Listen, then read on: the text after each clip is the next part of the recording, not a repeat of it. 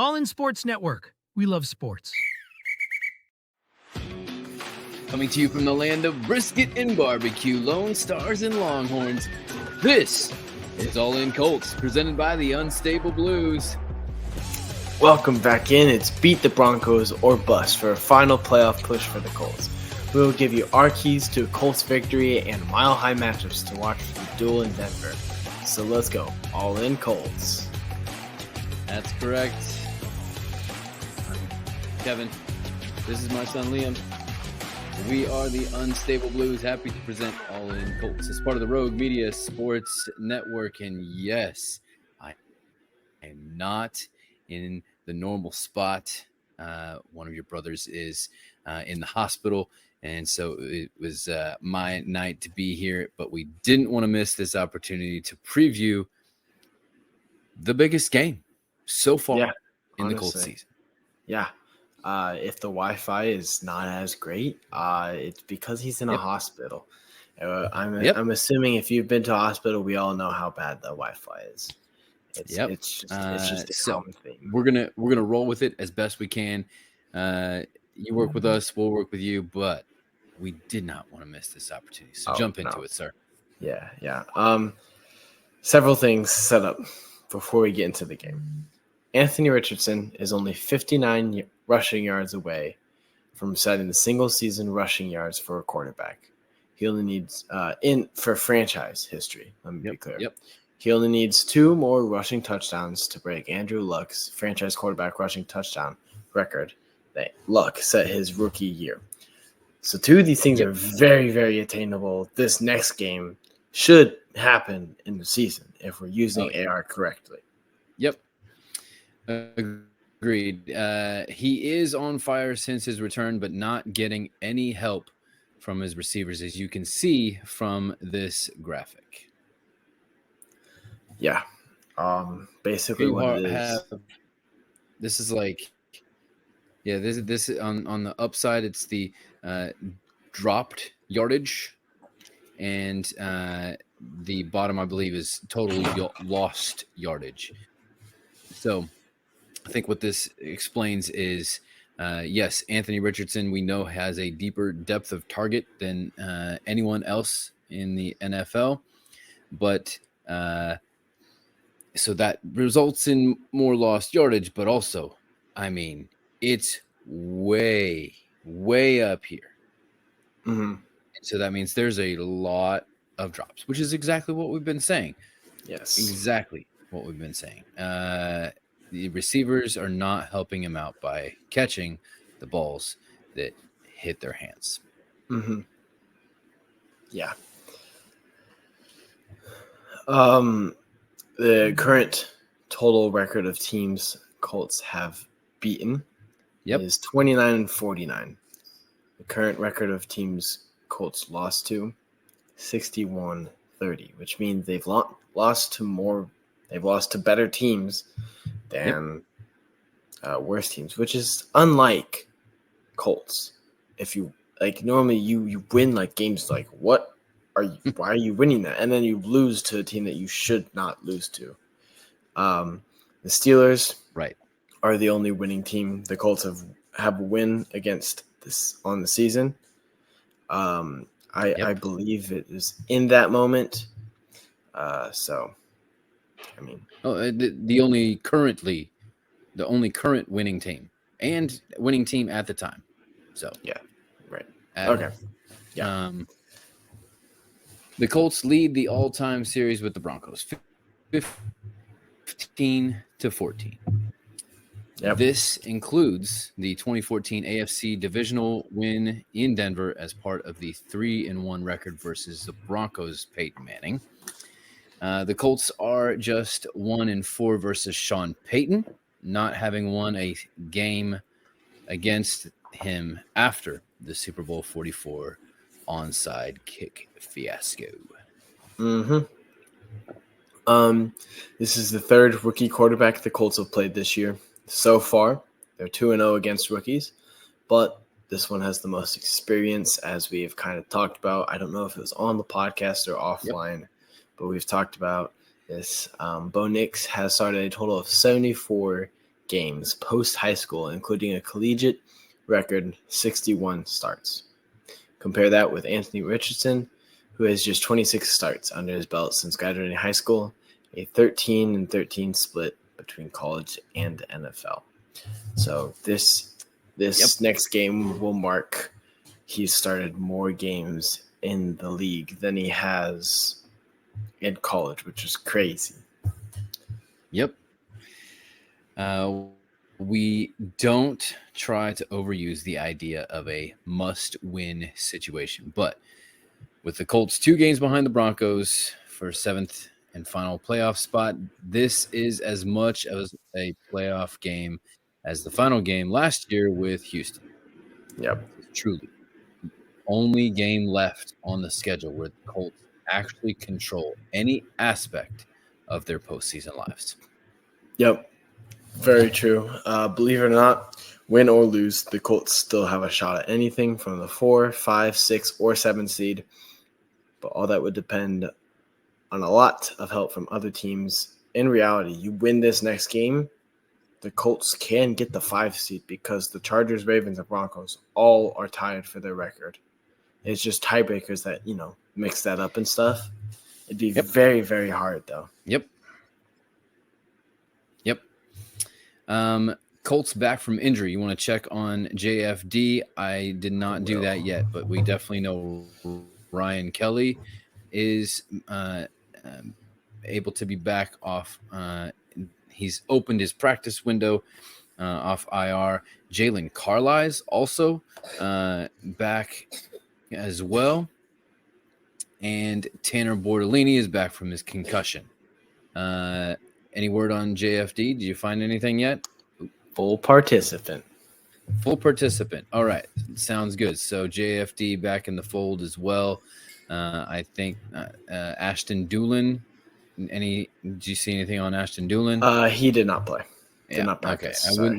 That wouldn't surprise me on that. Yeah. Yes. And Braden Smith did not practice as well. Right. Which I think leads us into the next thing. Yeah. He's still got a personal matter that he's had over the past several weeks. So we can assume it will be Matt Gonsalves back at right tackle, like in the page. Are your keys to the game, sir? Run the ball. Keep running the ball. That is what this Colts offense is built around, running with both JT, Goodson, Sermon, AR, whoever's out there, run with them. Josh first downs. I wouldn't hate it. Kylan Granson. I mean, he can't catch it, so. Another thing, take shots. You're in Mile High. That 60-yard bomb that you can throw off your back foot now, AR, you can do that from 70 yards off your back foot. So take shots. Like, take a shot for the end zone on the first play of the game. If Alec Pierce is one-on-one, I don't care if it's Pat Surtain. If he's one-on-one, take a shot. Another thing for this offense is this is a very talented defense. Take what the defense gives you. If that's a short 5-yard gain, it's 5 yards closer to the first down. But don't be afraid to kind of carve into that defense and forcefully take something that you haven't done all game, that you've been looking for to kind of open up. Like, for example, a common theme is Josh Downs, like a corner route to Josh Downs. They like to run that. Don't be afraid to force that. If he's on one-on-one coverage, trust that Josh Downs is going to burn the guy. And if he needs to do a diving catch, we know he can do that. Another guy. Yep. I've been watching a little bit of tape. Adonai Mitchell has been really, really open. Really, really open these past weeks. AR just hasn't found him. He gets that way. Yep. He dropped the big ball last week. Or not last week, the week before last. But one drop ball does not define you. He's a rookie. Like, we expect this from people. but those short 10 to 15-yard routes, Adonai, I haven't seen a single guy guard him enough where Adonai cannot make the catch. Throw to him. I've chime in. I've heard Reggie Wayne, receivers coach, talk about that apparently AD just runs routes differently, and it's difficult. Like he is a unique in how he runs, and that's why he gets open. But it's also why they're not finding him. I think. And so he's saying he was saying that it's difficult for the quarterbacks to find him because the way he goes about it is so that makes unusual. sense. So that makes sense. It just takes time. Yeah. And on the defense, limit the scrambles.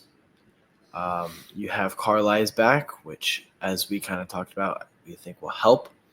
You have the number 1 tackler in the league. You have the number 2 tackler in the league. Use them the way you have been all year.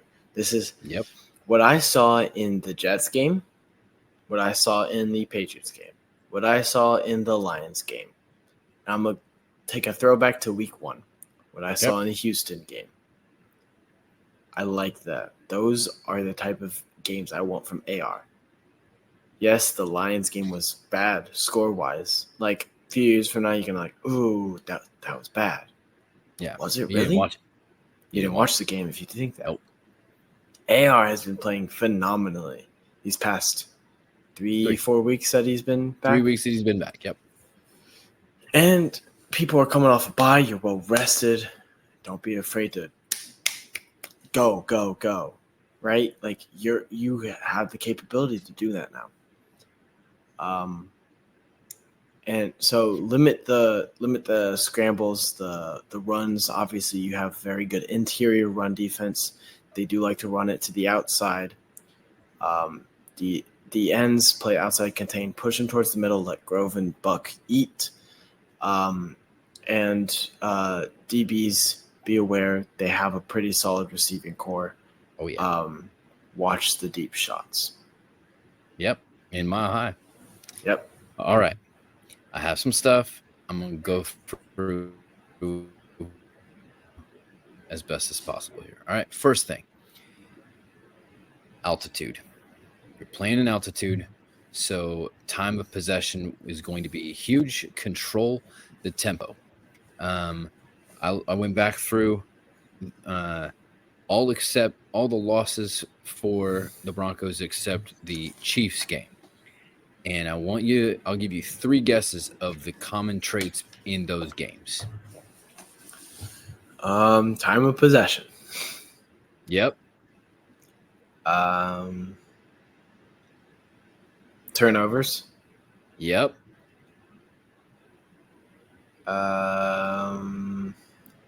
You love this one. Who was running the ball more? Who had more rush yards? Bingo. You got it. That's it. So, but in altitude, right? You got to control that stuff. This is Zaire Franklin and how he views the altitude. You know, the reality of the situation is, you know, even if it's early in the game, it might catch you. But after a while, look, it's just football. We all tired. They can't breathe either. So let's just go play. They can't breathe either. Let's go.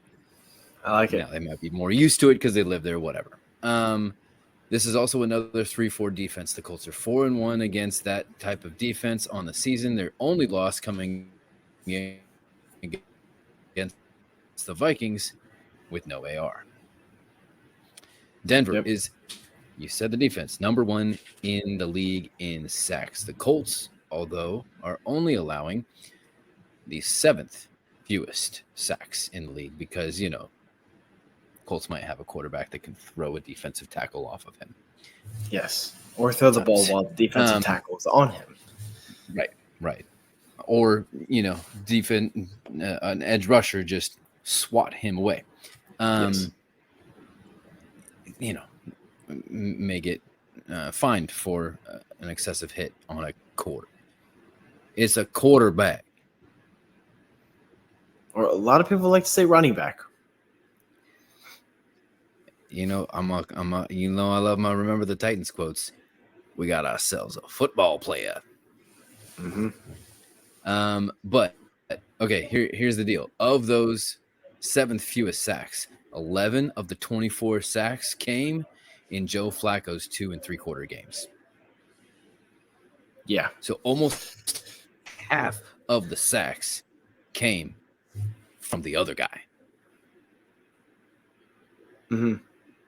Yeah. 13 sacks only on AR. Denver is continue with some stat lines here. Denver is 6th in rush yard defense, so they're good against the run, so that could be challenging, but they ain't seen nothing like AR. But they're also 26th in pass yards allowed, but 7th in interceptions. A lot of that had to do with the Saints. I think Barton had 2 in that game alone, maybe 3. So, yeah. Here is, speaking of which, Sean Payton talking about Anthony Richardson. You know, you kind of get your 11th man back. There's zone schemes, there's gap schemes. There's a number of things that can stress you.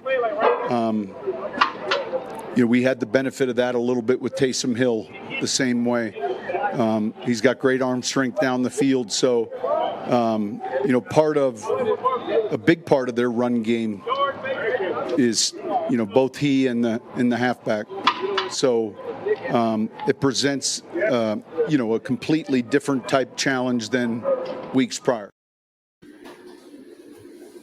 Yeah. We love Taysom Hill. Taysom Hill is no Anthony Richardson. It's true. Taysom Hill does not have the arm of Anthony Richardson. And you may be talking about the halfback, but are you really prepared for Jonathan Taylor and that offensive line? I don't know. Mind games going on, I think. Okay, some breakdown. Get out to an early lead. Make them one-dimensional. This is a classic Shane Steichen throw to score, run to win game. Okay? So, yes, run the ball, but like you said, take shots early, use that aggressive defense, right, against them.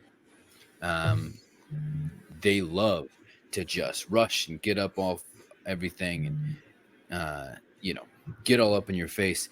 If you can hit a quick crosser or, a loft post or something to unleash it early, all of a sudden the altitude is working in your favor because you got them tired. But then you got to run it down their throat at the end of the game. Once again, Baltimore did this. The Chargers did this, beat them. The Chargers beat them in Mile High with J.K. Dobbins. JT cannot play the patient game early, though, either, because they love to get up there. That's one thing that we've praised him on, but you got to hit the hole and go. You got to save the patience for the fourth quarter. I would say that actually the beginning of the game, running game, lends itself more to a Tyler Goodson slashing style. Okay. Hit the hole and go. Tyler Goodson. So if I were coaching, I would be prepared to do a little bit more interchanging, maybe even start Tyler Goodson just to hit him where they might not be expecting. Okay. Protect the ball and take the ball. The Broncos have the top scoring defense. So they know how to take the ball, take it away. Now, some of that is Jameis Winston. Some of that is Spencer Rattler with the Saints, right?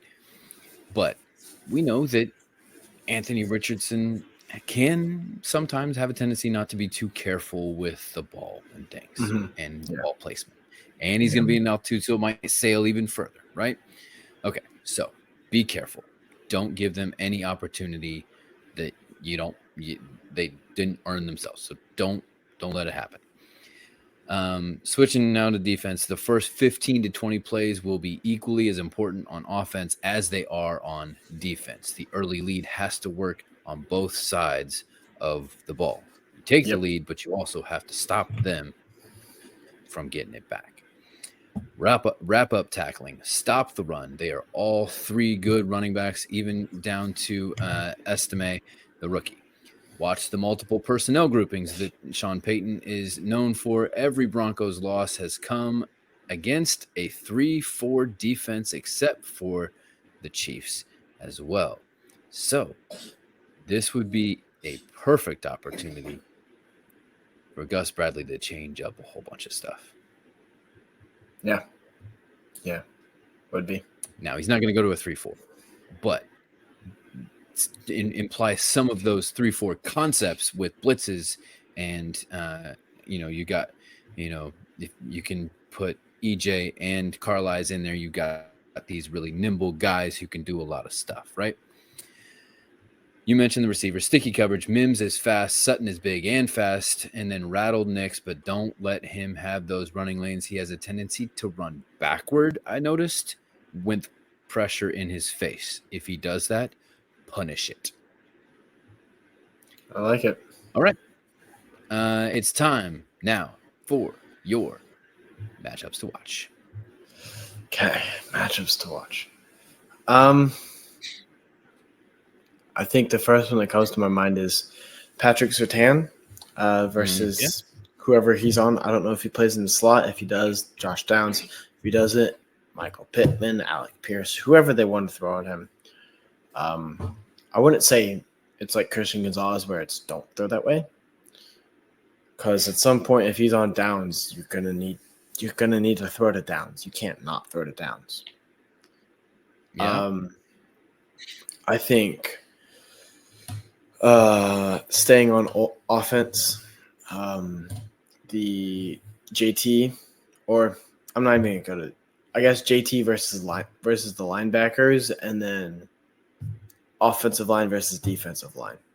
I feel like their defensive line is highly praised. The Colts offensive line is not praised that much, even though they are one of the best O-lines in the league. Yep. No, everyone I tell in person doesn't believe me because no one talks about it. Nope. Which gives us an advantage. Under the radar. So, yep. So that, and then on the other side of the ball too, I wouldn't say their offensive line is weak. I would say it's not as good as other ones, though. I feel like our defensive line can definitely capitalize. This is a game where it starts battle of the trenches. We talk about mile high, long field goal kicks, long throws, and all this, but it's going to be a battle of the trenches. Who can win the trenches? And then switching over to defense, Bo Nix in the scramble versus Zaire Franklin or Nick Cross, and then our Womack, Jones, Kenny versus their three guys. So, all right. I'm going to go with the Colts run defense versus Javonte Williams, Jaleel McLaughlin, and Austin Estime from Notre Dame. The three-headed monster can kill you. Oh, there he went, and he's back. It's fine. The three-headed monster can kill you in that altitude. The fact that they can rotate in and have faith in every one of those guys. So how can the run defense stay up for that when it's been questionable pretty much all season? Hit some strides, but even against the Patriots, Ramondre got loose, right? Yeah. And now you got three different guys that can do it interchangeably with different styles that you got to adjust to. The Colts cornerbacks versus Courtland Sutton, Devon Vele, Lil Jordan Humphrey, and Marvin Mims Jr. They got a core, right? They all good, I feel like Sean Payton is just now hitting a good stride with putting his pieces together and kind of getting back into the old Saints days. Julian Blackmon versus Bo Nix eyes. This can be a deadly key to this game. I want to have that center field in the altitude trying to get those balls. Braden Smith, nope. Matt Gonsalves versus Nick Bonito. Nick Bonito is second in sacks on the season, only behind Trey Hendrickson. But I'm also going to say Anthony Richardson versus Nick Bonito because he is a sack threat. But Anthony Richardson, 255. Nick Bonito, 240, if you're lucky. That ain't nothing.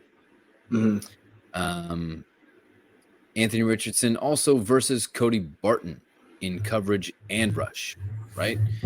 He does a lot. Talked about his picks against the Saints. He does a lot. He's very versatile. He'll come at you on a blitz, but he'll back up. That's one of those 3-4 defense kinds of things with the more linebackers. A lot of flexibility, Patrick Queen kind of thing. The matchup versus Pat Surtain. Who do they put on it? Whoever, but make that work in your favor, right? Know where he is. Don't throw to him. Don't throw to him. Just don't bother. But put yourself in a matchup that works in your favor, right? Because you want to go toward Damari Mathis on the other side, right? They're probably going to be on their second string corner on the other side. So go at Damari Mathis. Set up whatever you need to do to get the route you want on that side rather than Pat Surtain. And then Alec Pierce versus PJ Locke, safety. Obviously, Alec Pierce, deep threat, so you got to watch out for that double coverage. The matchup, maybe of all matchups on the field, Josh Downs versus Jaquan McMillan. Josh first downs. Go get your first downs against Jaquan McMillan. Get it.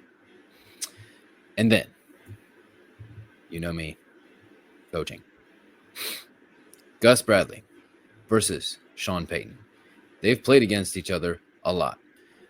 Gus Bradley is 5-6, one playoff win for Gus with the Seahawks. Shane Steichen versus Vance Joseph, the defensive coordinator. They've actually played against each other quite a bit too and split it 4-4. So there is history. There is history with Peyton Manning here. There is history with these coaches here. There is history dating back 2 years ago to the nightmare on Thursday night. Yeah. Thankfully, the Colts came away with a victory thanks to Stephon Gilmore a couple times. So let's make sure it happens again. Who is your all-in player to watch? I think we've talked about him so much. I said the game will go whichever way he goes. Josh Downs. I don't see another player. Josh first downs. I like it. I like it a lot. I'm going to say Nick Cross. Okay. There's lots of possibilities here. Let's be honest. Like, Nick Bonito frightens me. And so, but it frightens me a little less with Anthony Richardson. So that's intriguing. But I'm going to say Nick Cross can be a difference maker, especially with what they're going to want to do with all those receivers and with all of those running backs. Nick Cross is going to have those great communication skills to do what he needs to do and be where he needs to be and get everybody else where they need to be as well. Mm-hmm. Yeah. All right. It's prediction time.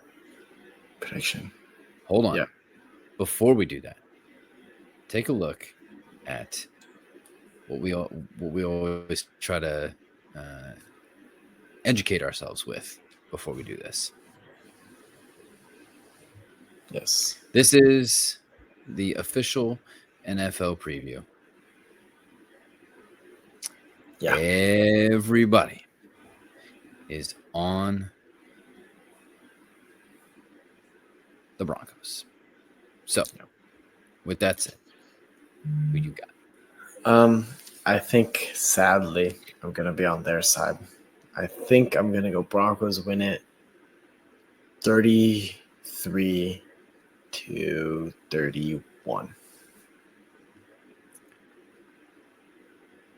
The Broncos beat the Colts 34-30 in the preseason opener way back when. So there's history even there too. And this is the first time I've ever seen that I can remember a preseason game carrying over to the regular season. It's crazy. Now, it was mostly their ones and versus our twos.